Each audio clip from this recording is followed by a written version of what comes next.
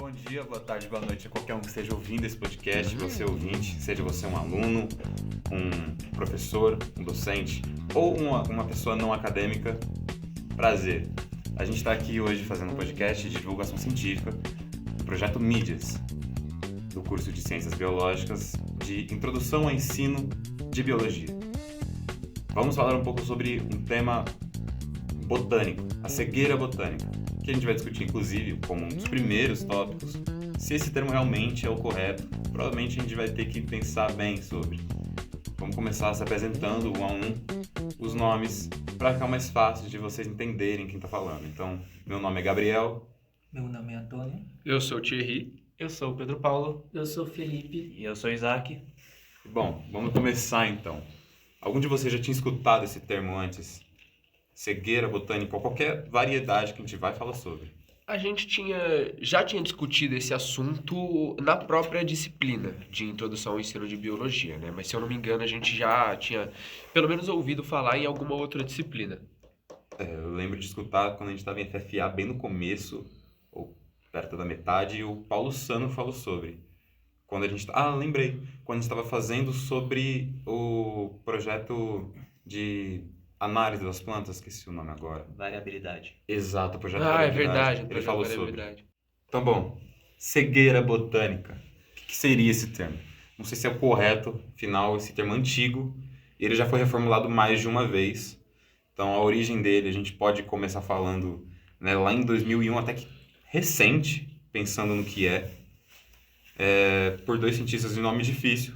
É o Van der Zee e Schussler, né, que proporam isso meio que sim, para tentar dar essa ideia de um problema cognitivo humano. Já foram outros nomes propostos, como impercepção, invisibilidade, e até o termo mais recente proposto por uma cientista com deficiência visual, seria o termo, em inglês, Plant Awareness Disparity, que seria a disparidade de atenção para as plantas, né? Então, Pepe, você tem alguma coisa a acrescentar, algo mais profundo? Esse termo ele foi sugerido por Priestley em 2020 e a ideia de você não utilizar o cegueira botânica é que esse termo ele pode ser um tanto quanto capacitista. Então, atualizar esse conceito atualizar para algum outro que não utilize essa palavra, torna ele mais inclusivo e até mesmo ético, porque pode ser, talvez seja mesmo, um termo capacitista. Sim, sim. Inclusive o termo impercepção, né, grande parte do que vai ser falado aqui a gente retirou de um livro da professora mesmo, que é nossa docente da matéria, a Suzana Ursi. E no livro, junto com outros pesquisadores, eles chegam a propor um dos possível nome, que é a impercepção botânica, que seria muito mais uma questão de, ao invés da planta não estar chamando tanta atenção, ou a gente que tem alguma coisa cognitiva, a gente simplesmente não percebe, por N questões até mesmo sociais. E outros termos já foram sugeridos, como invisibilidade botânica, mas esse termo acaba que não encaixa muito bem, porque dá uma ideia de que é um problema das plantas. As plantas são invisíveis, mas não é essa ideia que o termo quer passar. É mais uma ideia de que nós temos alguma falha e não conseguimos perceber vários aspectos relacionados à natureza. Então não é um problema das plantas. Foi comentado, inclusive, na introdução do livro, pelo Paulo Sano, tá? A tradução é do Paulo. Inclusive, na introdução dele, do nosso queridíssimo professor, maravilhoso, que saudade desse, meu Deus. Ele comenta muito, ele dá essa introduçãozinha, sem também dar, né, contexto inteiro do livro, dá esse gostinho, de que é muito uma questão de empatia, uma questão social, essa construção de talvez não seja apenas cognitivo, não seja uma cegueira literal, não é porque as plantas são necessariamente mais interessantes por si. É muito uma construção de tanto aprendizado como a gente é ensinado, que pode ser também uma questão de atenção. O ser humano tende a olhar e prestar atenção e querer ver, ter curiosidade pelo que se mexe, pelo que lembra a gente, né? O exemplo muito famoso, inclusive está no livro da professora, é uma foto de um macaco prego, que você olha para a foto em close, 4K de um macaco prego, em cima de um tronco cheio de epífitas. E a primeira coisa que você olha não é o padrão cristalino das epífitas. Não é como os ramos aéreos estão atribuídos. É para o macaco prego. Né? Normalmente é assim. Isso é uma infelicidade, mas acontece mesmo. E esse é o exemplo perfeito do que é cegueira botânica. Porque a gente bate o olho, porque o que você falou é perfeito, a gente tende a olhar ao que é parecido com a gente, ao que se destaca. Muita gente olha para as fotos, olha para o ambiente e olha, todas essas plantas, a vegetação que você está vendo não passa de tipo landscape, não passa simplesmente de cenário. O que é um certo preconceito com toda essa classe de seres vivos que a gente está tratando aqui agora. Pô, o desprezo, e eu acho que o termo em inglês, que é o awareness disparity, eu acho que resume muito bem isso, porque é como se a gente estivesse olhando, a gente está focando, como se a gente estivesse olhando um cone, fazendo um recorte da foto e olhando só o macaco e desprezando, tirando toda a nossa atenção dessa outra grande variedade de seres vivos que também está representada na imagem. Tira o capacitismo, explica bem. Óbvio que, assim, ainda tem outras proposições de cunho, como eu até mesmo comentei no livro da professora e dos outros autores. Eles cunham o termo impercepção. Assim, fica em aberto. Né? Ainda é bem recente até, pensando que realmente tomou proporção. Pensar num termo há 20 anos para algo que acontece há séculos, tá bom, tá em aberto. Você pode pensar ainda num termo. Inclusive, a nossa outra professora nossa de forma e função vegetal, a Gladys, chegou a comentar isso, chegou a falar sobre, né, Limonada? Em muitos momentos a Gladys falou bastante sobre essa questão. Muitas vezes, quando você conversa com ela, eu tive uma conversa informal com ela em um tempinho atrás, em que eu falava que For Fun tinha sido uma surpresa boa, porque eu não achei que eu iria gostar tanto de planta quanto eu gosto hoje em dia. Até mesmo porque no ensino médio, o ensino que a gente tem de botânica é muito Superficial. Além de ser muitas vezes tratado como desinteressante, é uma visão que eu tenho. Até porque eu lembro de muitos momentos, enquanto eu estava no ensino médio, eu ia conversar com os outros e o povo falava, hoje a aula é sobre planta. E aí, tipo, todo mundo tá muito, que bagulho chato, não quero aprender sobre planta. Preferia mil vezes estar aprendendo sobre alguma outra coisa. E isso se dá muito por causa dessa questão empática. A gente tem muito mais facilidade para sentir empatia por coisas mais próximas da gente. Então, normalmente a gente sente muita empatia por exemplo, mamíferos, que têm muitas características que são bastante próximas da gente. Se você reparar, muitas pessoas têm muita empatia por foca e esses bichos que são mais peludinhos, bonitinhos, até porque... Fofofauna. Até porque eles lembram bastante a gente. Enquanto alguns outros bichos, como por exemplo as formigas e outros insetos, não são tão valorizados assim, porque eles são mais distantes e eles têm menos características que são semelhantes aos seres humanos.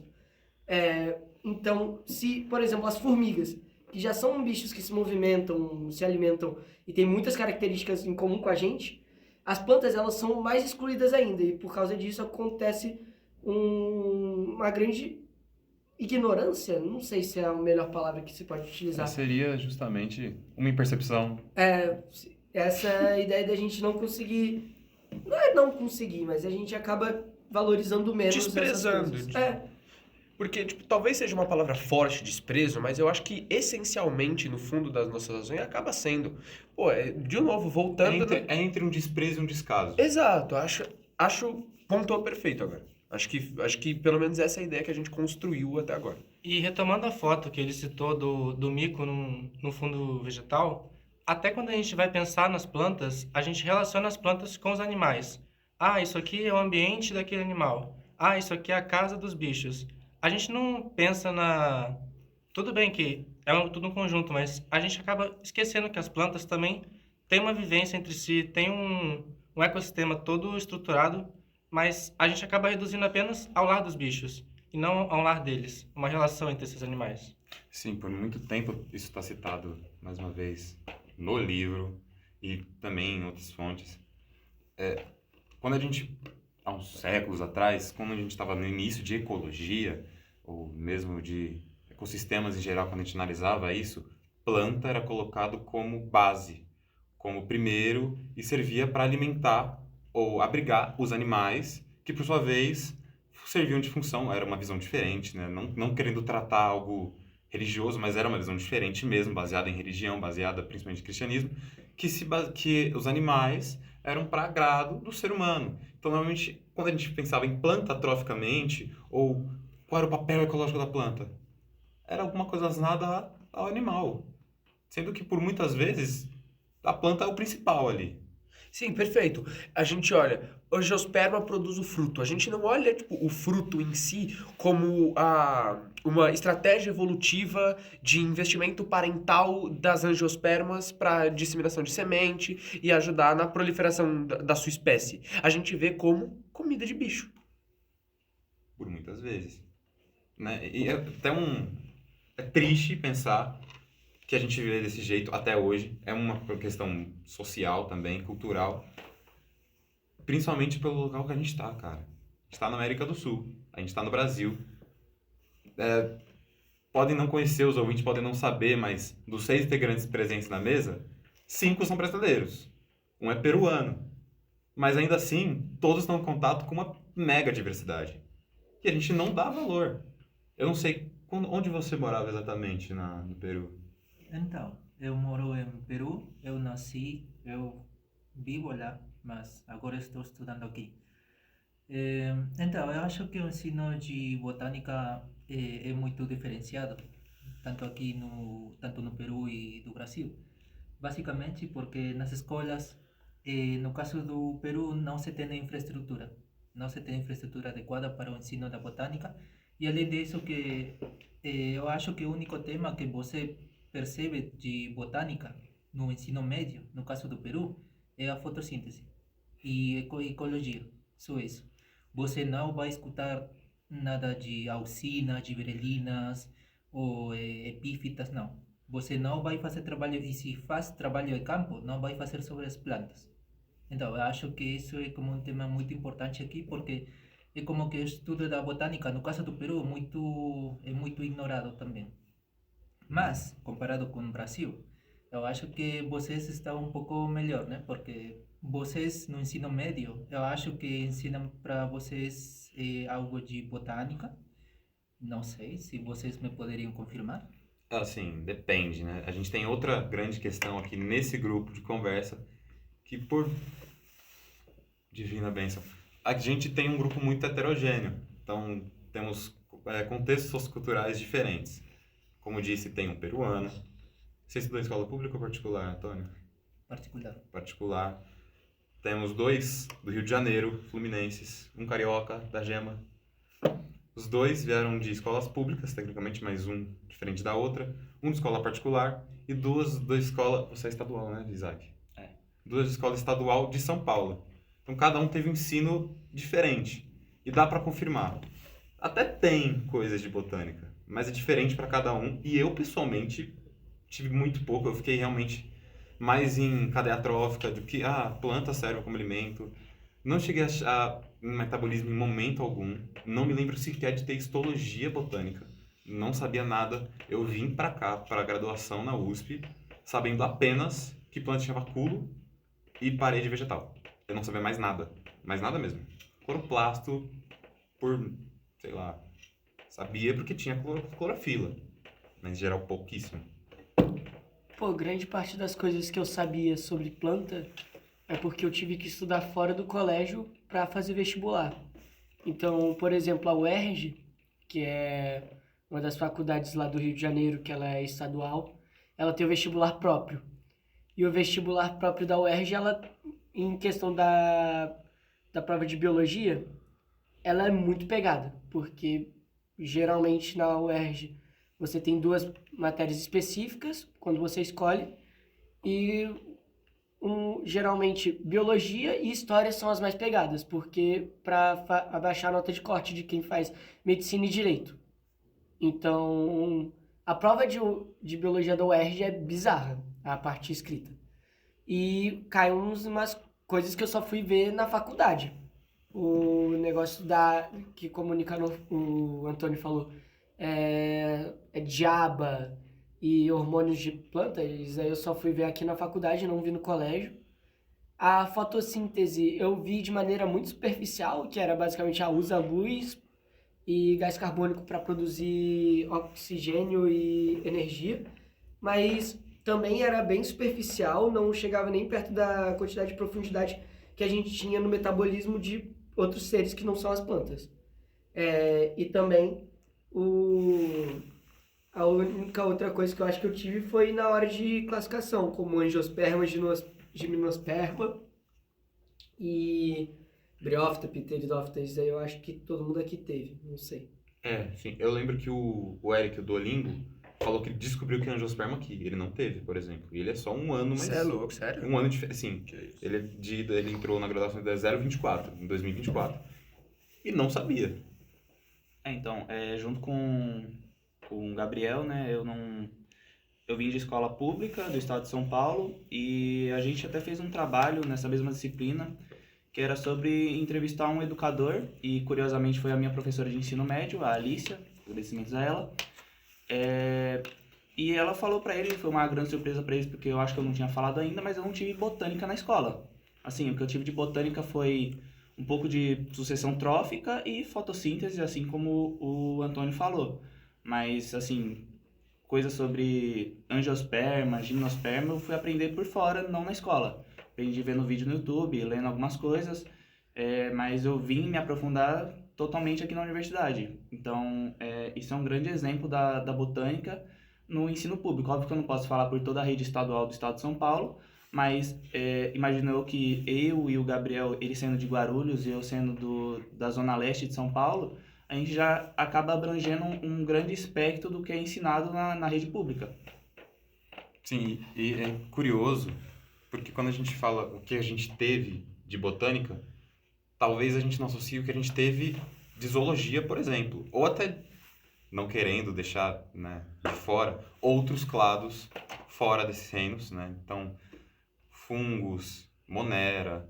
Mas quando a gente vai para a zoologia, por exemplo, cara, provavelmente todo mundo aqui teve um mínimo de, por exemplo, anatomia, talvez uma introdução leve a metabolismo, não tenho certeza. Células, provavelmente quem aprendeu célula foi um eucarionte, vertebrado. Normalmente assim, é difícil, tá? Então, inclusive, é errado falar isso. É uma luta quando a gente fala de percepção, cegueira, qualquer coisa que seja sobre disparidade de atenção entre plantas e animais, comparar os dois para tentar um ensino. Acontece principalmente com professores um pouco mais voltados à zoologia, ou um pouco mais antigos, com uma formação diferente, ou até mesmo entre nós, quando a gente quer explicar ou entender botânica, é usar a zoologia como base.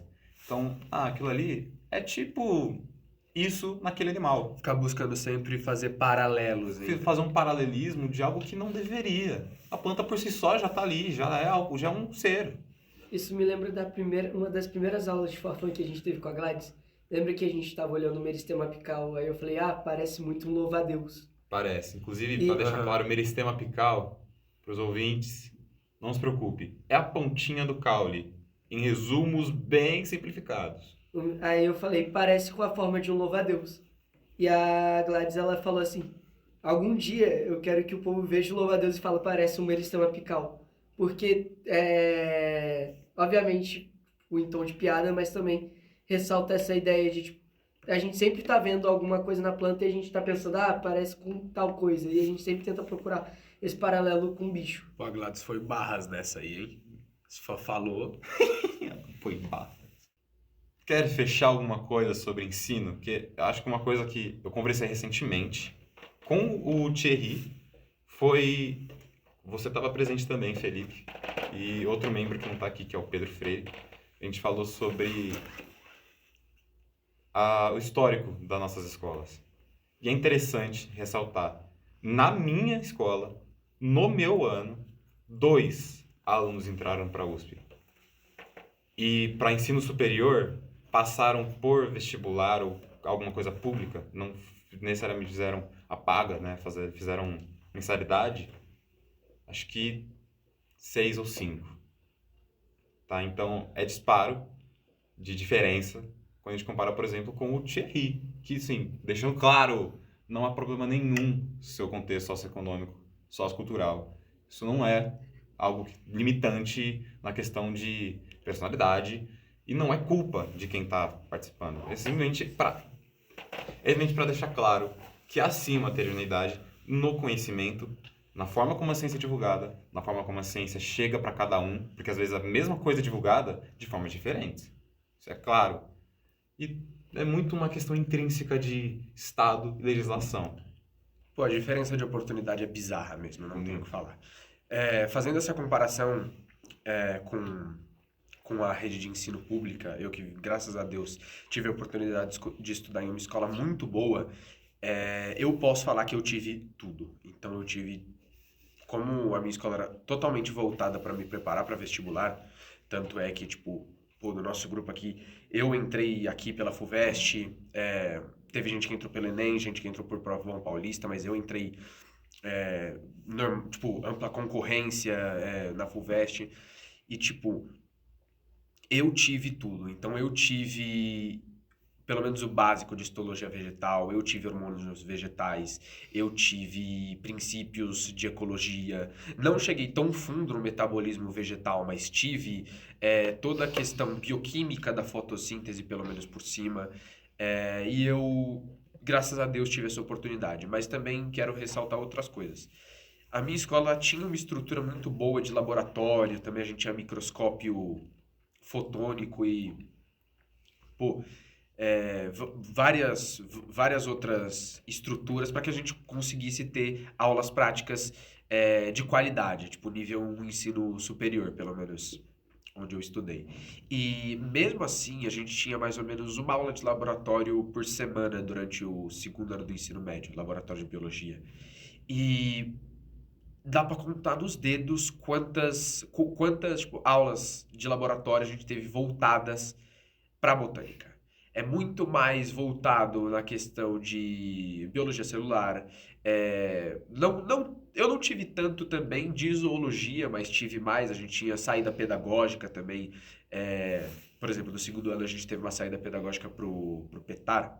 É um parque, uma reserva na divisa do estado de São Paulo com os estados do sul. E, tipo, a gente ia pra caverna, ia pro meio do mato, pô, baita saída legal e tudo mais. Mas qual que é a questão?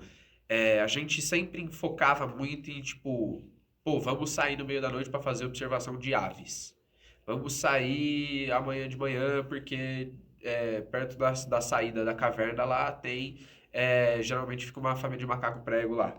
Então, tipo, mesmo a gente estando nesse ambiente, volta e a gente reitera a falta de consideração com o ambiente, com a população das plantas que estavam ao nosso redor. E voltando para a questão da aula de laboratório, a gente teve pouquíssimas considerações sobre as plantas. Eu acho que a gente teve uma ou duas práticas sobre fruto, que aí a gente foi na hortinha que tinha do lado da escola. E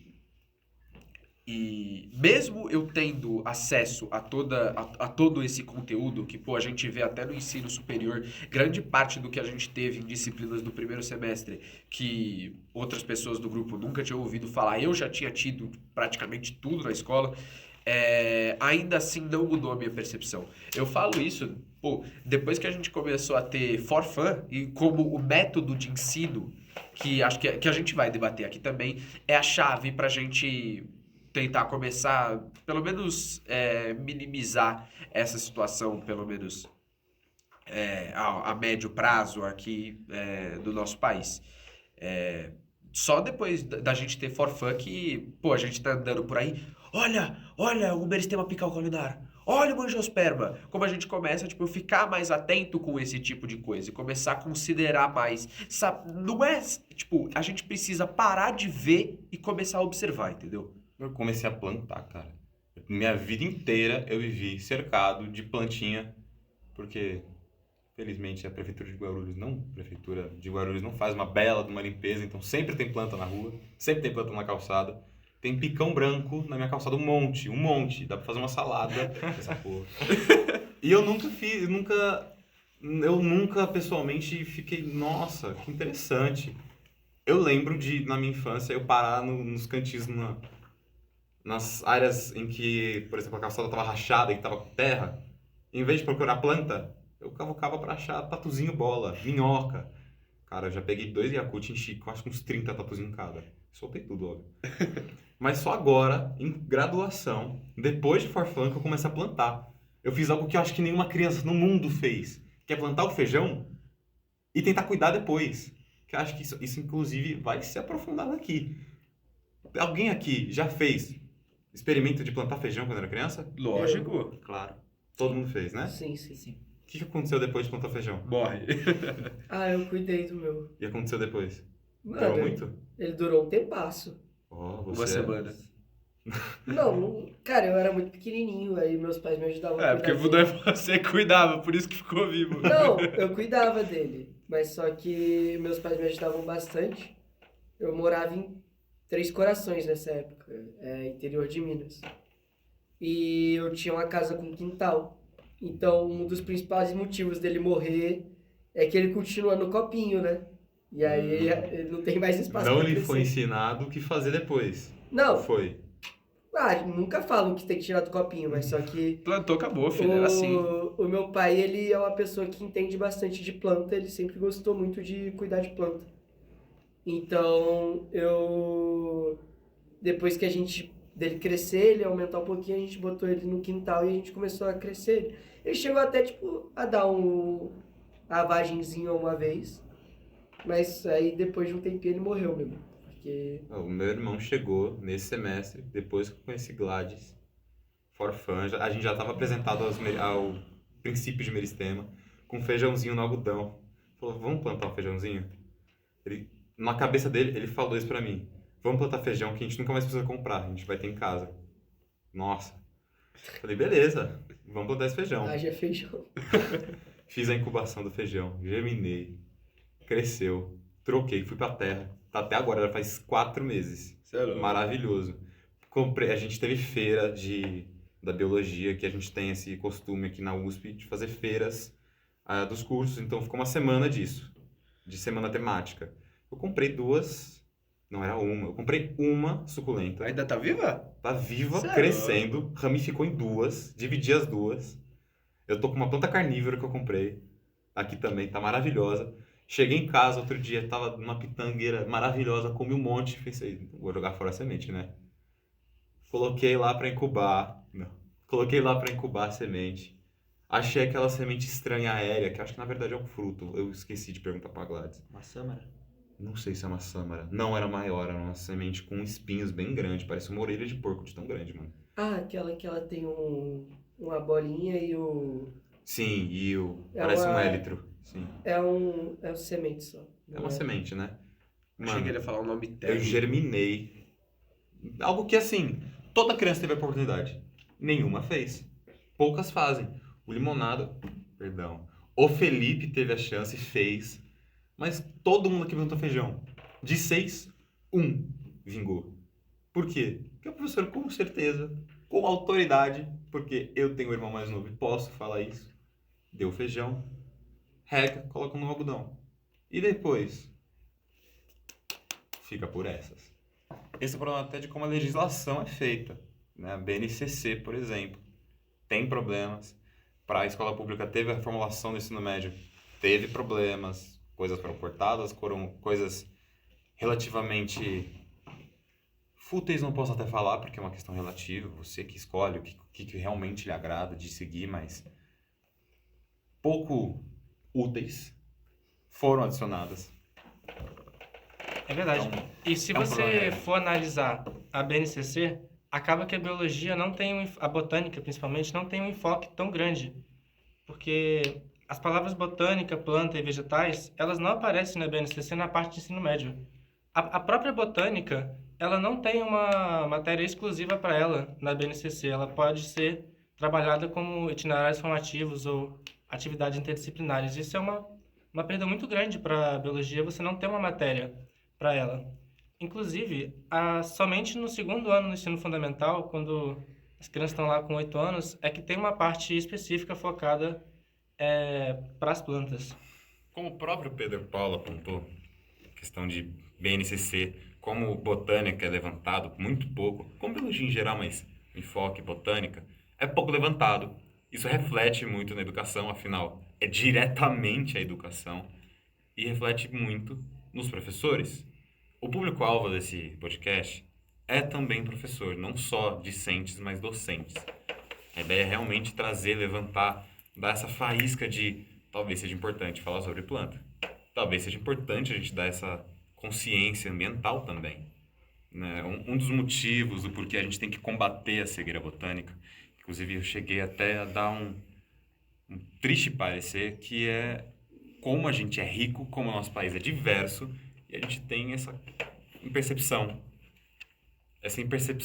sobre plantas que estão aí cercando a gente. Não sei se vocês têm a prática a rotina de passar pela serra, mas, cara, eu pessoalmente já tenho assim, uma vez ou por mês, uma vez a cada 2 meses, eu acabo indo para Mariporã e eu passo pela serra. Cara, é lindo assim, eu fico vidrado. Você vê a mata nativa, bem heterogênea, mas ainda assim você vê o padrão e você percebe aquilo ali nitidamente. É lindo, é meu país. E eu cheguei mais de uma vez, isso dá uma tristeza, a olhar para o lado e perguntar para minha namorada ou para os meus pais: olha que legal, o que você acha disso? É mato. É uma tristeza, mas é verdade. As pessoas veem assim. É mato, pô, tá atrapalhando, é para bicho. É verdade. As pessoas veem assim e é feliz. A gente tem que lutar contra isso. Os professores têm um papel importante porque, como quase tudo nessa sociedade, a base vem lá da educação, a base vem da criança. Se a criança é mal formada, a gente tem um adulto mal formado que não conhece as plantas, que não tem a empatia, que não tem o desejo de conhecer, que pouco se importa. Eu acho que além da educação, outro ambiente onde é muito importante ter mais essa visão é a maneira como a mídia retrata todo esse cenário dos animais e da visão da biologia. Porque, se você reparar, eu sou uma pessoa que gosta muito de fotografia e, por causa disso, eu acabo vendo bastante o cenário de como funciona. E dentro da fotografia é muito comum você ver pessoas que são fotógrafos de pássaros, fotógrafos de vida natural, de muitas coisas, e gente que se diz fotógrafos de natureza. E quando você geralmente olha o repertório dessas pessoas, o portfólio, e até mesmo páginas de fotógrafos, que se dizem fotógrafos do mundo dessa natureza, é muito mais comum ver fotos de bichos do que de plantas. Raramente tem fotos com plantas com enfoque. Então, quando geralmente uma planta ela é retratada, por exemplo, no fundo ou, por exemplo, sendo comida por algum bicho ou alguma coisa assim. Geralmente está sempre algum bicho como foco e as plantas elas sempre estão num papel secundário. Elas sempre estão em algum lugar dessa relação, mas só que elas sempre estão tendo um papel de figurante dentro desse mundo. Então, a mídia, obviamente, também tem um papel muito importante nessa visão que a gente tem de, as plantas como algo secundário. Inclusive, entrando nesse foco de mídias, por muitas vezes nem é culpa de quem está produzindo a mídia. Sim ok, e se ele produzisse coisa sobre botânica? E o público? Acaba que a gente também está intrínseco nisso. Dificilmente as pessoas vão consumir com tanto fervor quanto algo de zoologia. Dificilmente você vai ver um filme em que o foco que não seja humano, vai ser um foco numa planta, ou de qualquer outra coisa que não seja um animal. Ou uma mídia, um documentário, não vai ser sobre a planta. Até mesmo documentários em que o título é sobre plantas, como Floresta Amazônica, as filmagens vão ser sobre os animais. Dificilmente vai ser sobre outra coisa. Sabe? E mesmo assim, entre os animais, tá? Também não posso deixar de falar. Fica na fofofauna. A gente tem uma visão da vida, da biologia, muito afunilada. Muito do que é vendável e é agradável. É perto da gente. A mesma visão do porquê que deu origem ao cunho do termo cegueira botânica, ao termo de invisibilidade e por que eles não são usados, que é a questão de as sensações, a nossa visão, a nossa percepção das coisas acaba sendo uma justificativa de que, ok, a gente não gosta de planta porque a gente vê os animais se mexendo. Que a gente vê coisas mais parecidas com a gente nos animais. Mas assim, não sempre, não deveria ser o certo. E é isso uma grande motivação também do porquê fotógrafos, documentaristas, cineastas acabam não focando nelas, é infeliz. Inclusive tem projetos quando a gente fala de conservação que até se vendem como algo para plantas, mas que às Essencialmente vezes não não são, é. essencialmente não é sempre.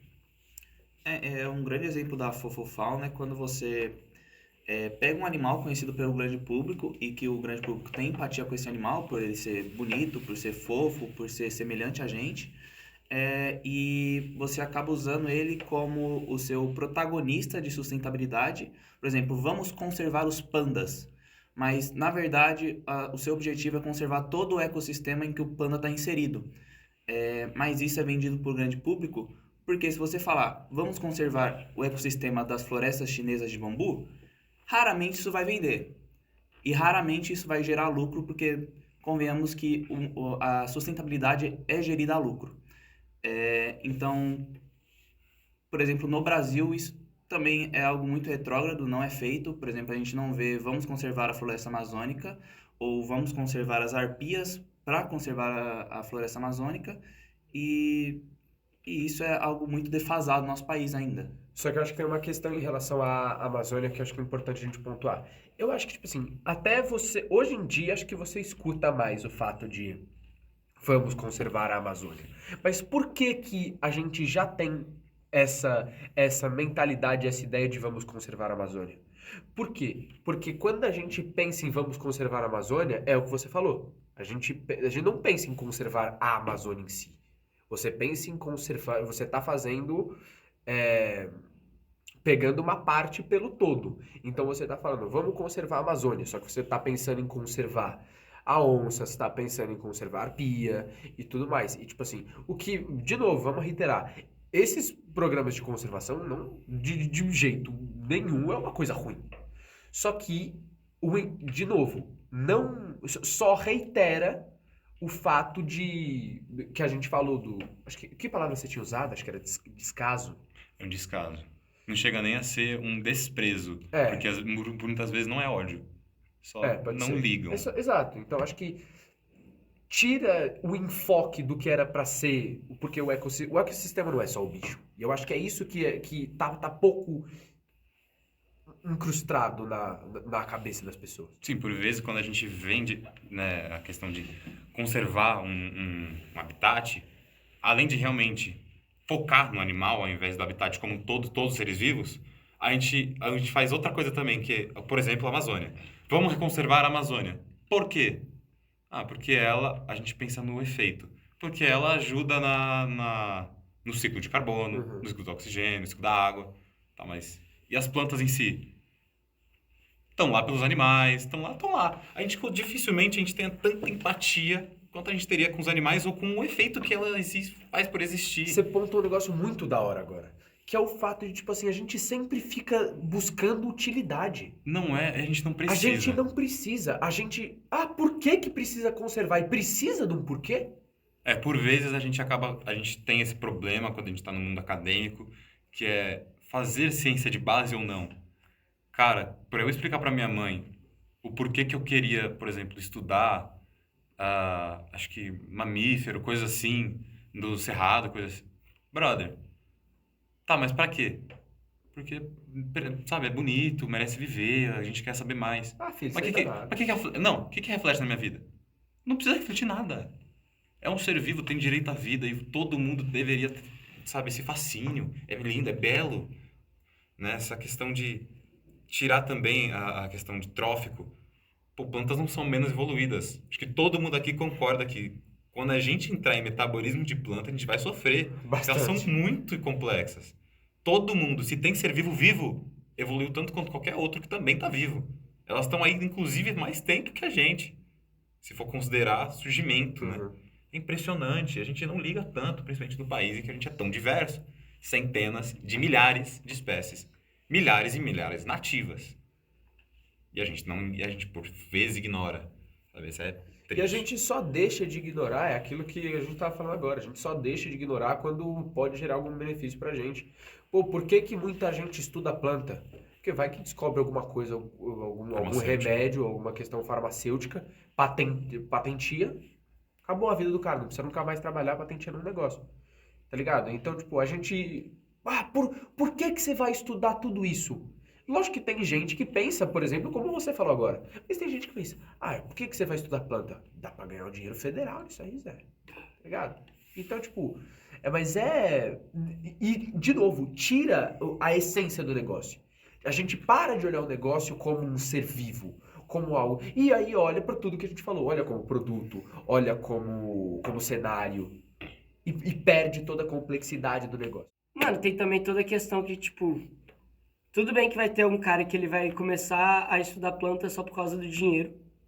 E isso aí não é necessariamente um problema, não é necessariamente algo ruim. Obviamente que é bom as pessoas fazerem coisas pela ideia de, tipo, vamos fazer tal coisa porque pode ajudar a manutenção do ecossistema e tudo mais. Mas a gente vive, querendo ou não, num sistema capitalista e, querendo ou não, isso aí acaba mudando muita coisa. Por causa disso, a gente acaba tendo que, tipo, jogar o jogo. Então, não adianta você culpar o jogador por ele estar jogando o jogo. Ele vai querer fazer o dinheiro dele porque é necessário. Ninguém hoje em dia vive sem dinheiro. Então, tudo bem que ele não tá com a intenção de, tipo, vamos preservar. Mas, querendo ou não, ainda assim ele tá preservando. Então, é melhor ter o cara que não tá cheio das intenções boas e ainda assim fazendo algo bom do que o cara que, tipo, só não vai fazer nada porque no final das contas, tipo, por que a gente vai estudar planta? Porque dá pra ganhar dinheiro, do que, tipo, por que a gente vai estudar planta? Acho que é importante pontuar aqui que quando o projeto inteiro, mídias, desse podcast, né, a gente está com a intenção de deixar claro, deixar quase uma carta aberta aos docentes, aos discentes e qualquer um, que é importante plantas, mas a gente também não quer deixar a impressão de que a gente está sendo cego sobre um recorte das plantas que sim, não é ignorado, que são as plantas sinantrópicas. A gente não pode esquecer que realmente tem sim muita planta que a gente consome, ou ninguém aqui come arroz, feijão. Beleza, isso a gente realmente reconhece. Temos muitas plantas que a gente realmente dá enfoque, mas não é como zoologia. E também não é com o mesmo amplitude. Tem plantas extremamente importantes. Sim, eu sou tendencioso a falar, mas veja um vídeo do Pirula sobre plantas que mudaram a humanidade. Você vê que realmente sempre estiveram lá. Sempre foi importante. Mas é sobre valorização. Mas sobre a valorização.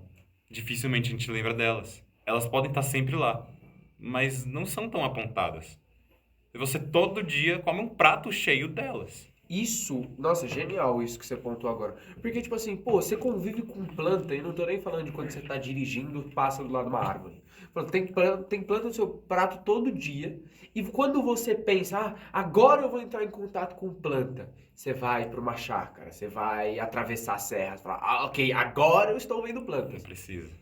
Quando você vê todos os dias na sua frente, e onde você acha que não tem, é planta. E você pode até chegar com uma criança e perguntar pra ela, você comeu algum vegetal ontem? Ela pensar, comi alface.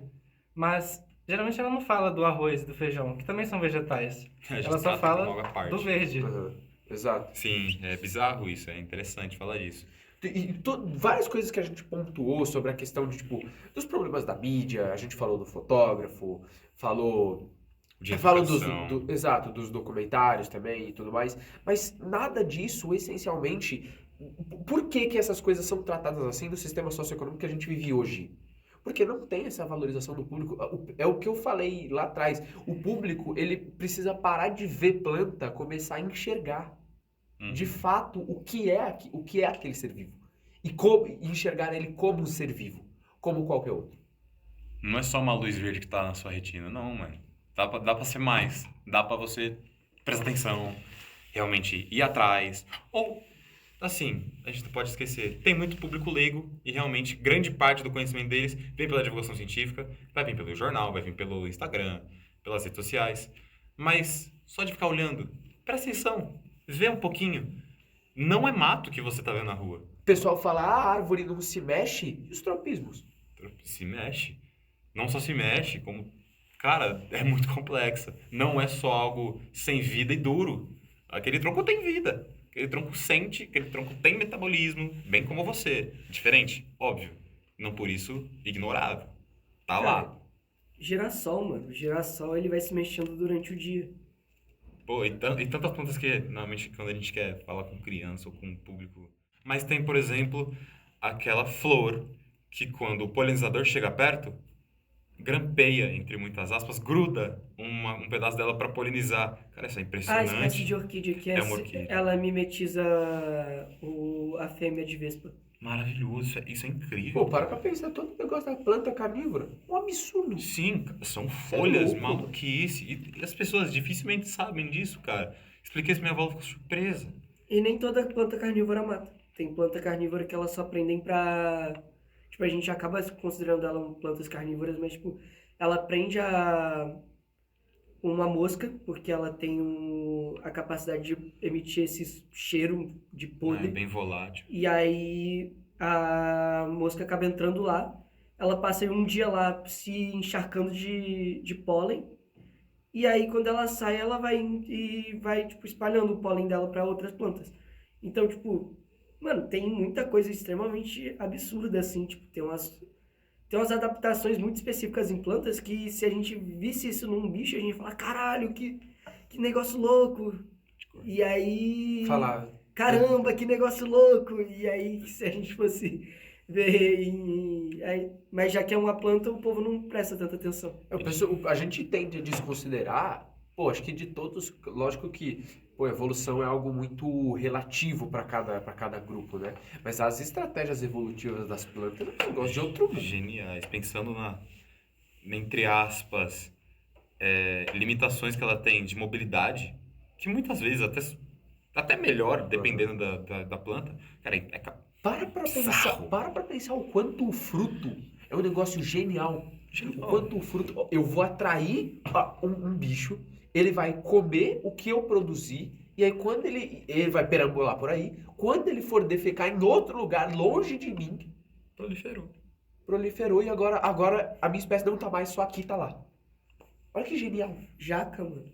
Jaca. Bom, acho que dá pra dizer que a gente fez já um bom levantamento de opiniões, de conteúdo, para deixar bem claro experiências, para deixar bem claro para todos os ouvintes, seja você discente, docente, não importa, que plantas são importantes, a botânica é importante, que o que você vê na rua tem vida e é individual.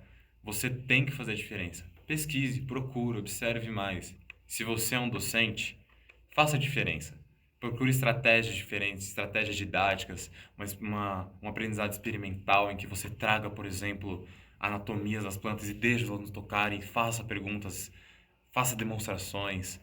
Uma coisa sociocultural, pergunte para o aluno, o que você conhece das plantas? O que você já viu? Na sua casa tem isso? O que tem perto do seu bairro? Troca experiências. Faça eles terem empatia, é de extrema importância. É a educação ambiental na base. Se a gente realmente quer que o nosso país e o mundo, mas em especial o Brasil, tão rico, reconheça essa riqueza, tem que ser da base. Se você é discente, se você é um aluno, ou se você é simplesmente um leigo, não faz diferença. Em geral, estude, veja, conheça, goste de plantas. Elas não são apenas cenário, não são apenas a base da cadeia trófica, elas são seres vivos. Pensando um pouquinho na estratégia de aprendizado, né, para os docentes principalmente, você pensar na botânica, você trazer uma aula prática, eu acho que aqui, né, todo mundo está trazendo uma visão, principalmente como aluno, ninguém aqui ainda é docente. Quão legal era quando a gente tinha uma aula prática, que o professor realmente trazia o conteúdo para a sala de aula para a gente poder ver, a gente poder tocar, a gente poder estar próximo daquilo e não ter só uma lousa ou uma tela mostrando, sei lá, no máximo fotos sobre o conteúdo. Então, pensando na botânica, é muito mais fácil você trazer uma planta para uma sala de aula do que um animal, ou pelo menos um tecido animal. Então, faz a diferença você trazer, por exemplo, voltando para a Farfã, quando a Gladys traz pedaços de planta para a sala de aula, é incrível. Quando ela traz aquela folha gigantesca de palmeira, é incrível. E é tão fácil você trazer isso para a sala de aula comparado com um animal, e faz tanta diferença para o aprendizado do aluno, que eu acho sem sentido a gente não buscar fazer isso, entendeu? Pensando como um docente ou como futuros docentes. Sim, é de extrema importância. Inclusive, outro apontamento final, sei que falei muito isso não é um ataque aos animais, tá ok? Toda vida vale, toda vida é rica, toda vida é incrível. Somos todos suspeitos, afinal somos todos biólogos em formação, mas é para deixar claro, valore tudo igual, as plantas também estão aí. E agora um recado para quem é aluno, igual a gente. É importante, quando você for ter alguma aula sobre planta, tenta abrir a mente. Tenta você ir com a expectativa de, tipo, ok, vou lá para aprender algo novo. Porque muitas vezes a gente acaba não gostando, até porque a gente já vai com uma ideia de, tipo, a gente vai ver sobre planta hoje. Às vezes tenta só tirar um pouquinho essa ideia da cabeça e só vai lá e fala, ok, vou tentar aprender hoje, vou tentar realmente ver, porque tem muita coisa interessante por trás. Se você acaba percebendo isso, você definitivamente alguma hora você vai se apaixonar. Eu tinha muito esse preconceito e depois que eu percebi, eu falei, caramba, é realmente algo muito interessante e hoje em dia eu percebo que eu gosto bastante. E se você quiser entender mais por que essa importância que o Felipe falou de você aprender botânica, tem um artigo muito bom do Salatino chamado Mais do que te serve saber botânica, que ele faz diversas reflexões filosóficas sobre essa importância. Porque estudar botânica, além de você estudar as plantas, você também estuda a cultura por trás daquelas plantas, como as pessoas usam aquelas plantas, seja para fazer arte, para fazer remédio, para diversas variedades de coisas que você pode fazer. E é um artigo muito bom que trata a ética do conhecimento sobre plantas e defende essa valorização cultural e estética também desses vegetais. Aproveitando isso que o Pedro falou agora, a gente reitera, seja ativo, procure, se informe, porque no mundo que a gente vive hoje não é mais uma questão de eu não quero saber disso, isso daí não vai ser importante para mim. Do jeito que as coisas estão hoje, tudo super hiper conectado, é super importante você saber e ganhar essa consciência sobre as plantas, porque pode te ajudar em vários aspectos da sua vida profissional, ou alguma questão farmacêutica, é super importante. Tipo assim, pesquise, o Gabriel citou o Pirula, a gente está fazendo esse podcast também com o objetivo de fazer vocês se importarem um pouquinho mais, buscarem um pouquinho mais esse conhecimento, porque com a internet hoje em dia não dá para falar que eu não consigo ver isso, não tenho acesso a tal coisa, sabe? Porque dá para fazer a diferença. E isso tem que vir muito mais de dentro da gente do que... Lógico que estímulos de fora, de outras pessoas, dos docentes, eles fazem um papel imprescindível na nossa educação, mas a gente também precisa querer. A gente precisa querer, porque só querendo de verdade que a gente vai conseguir mudar uma situação dessas, essa situação tanto acadêmica quanto cultural no nosso país. Sim, agradecemos então, finalizando, as professoras, a Suzana Ursi e a Alessandra, que são as docentes da nossa matéria. E gostaria de deixar bem claro, a gente se baseou em artigos, Mas o livro que a gente se baseou da nossa professora Suzana Ursi está disponível online gratuitamente na Botânica Online. Deve ter outros autores, vocês provavelmente vão achar pesquisando Suzana Ursi, Suzana-Ursi, Botânica Online. E Vasques Freitas, também é outro autor. Vai ficar bem fácil. E, inclusive, dando uma bolinha a mais para um podcast muito grande, que faz uma divulgação científica e fala muito de plantas, Biologia em Meia Hora. Ele entrega tudo que promete. Camila Massuda. Acho que é isso. Todo mundo concorda. Quer falar alguma coisa? Mais alguém? Muito obrigado se você ouviu. Se informe. Eu acho que dá para fechar com uma frase clássica. Quem conhece, cuida. É assim que a gente tem que mudar o nosso país e o mundo. Muito obrigado. E por último, nós gostaríamos de agradecer à USP, ao Instituto de Biociências e ao Centro Didático, que cedeu para nós o espaço que utilizamos para gravar o podcast. Olá, meus queridos interlocutores, eu sou o editor do podcast, também faço parte do grupo, eu sou o Pedro Freires e eu tô aqui no final para passar um recado importante para quem tá ouvindo sobre o formulário de avaliação do podcast, ok? São 4 perguntas, os textos não são grandes e o formulário em si é um feedback do podcast e como foi a sua experiência com ele e se você conseguiu de alguma maneira absorver o conteúdo e mudar um pouco a sua visão sobre o tema. Bom, é isso. Espero que tenham gostado e boa tarde, bom dia ou boa noite.